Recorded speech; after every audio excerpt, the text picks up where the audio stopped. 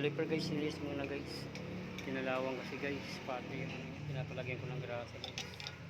Kailangan talaga naman.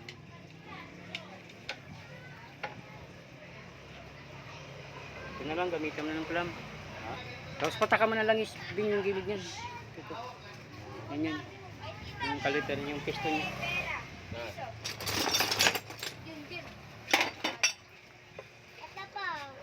Kailangan palalagyan muna ng grasa yung piston niya guys para bumaba.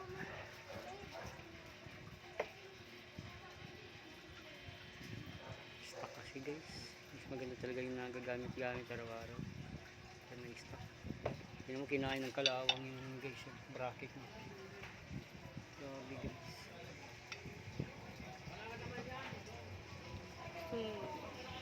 Minsan linaw ng camera ko nito. Minsan lumalabo. So sa kabagsak na talaga ito. Hindi, sa gitna bin. Sa gitna. Huwag sa gilid. Sa gitna. Tanggalin mo. Hindi, malambot lang naman. Hindi, sa gilid. O sa gitna. Huwag sa gilid. Kaya patas paglubog.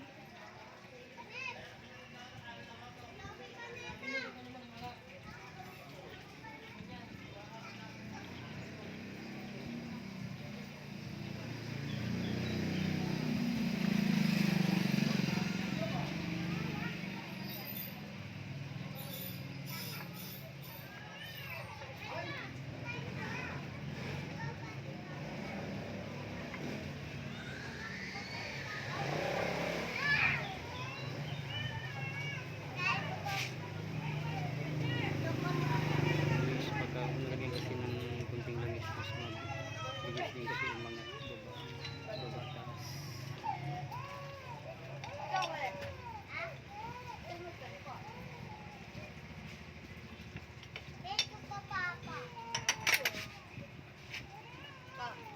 Kasama na lang yun.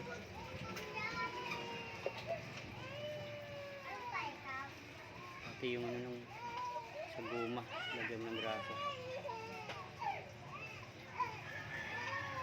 Protection pa rin sa amin sa tubig talaga. Salpakan yun. Pa.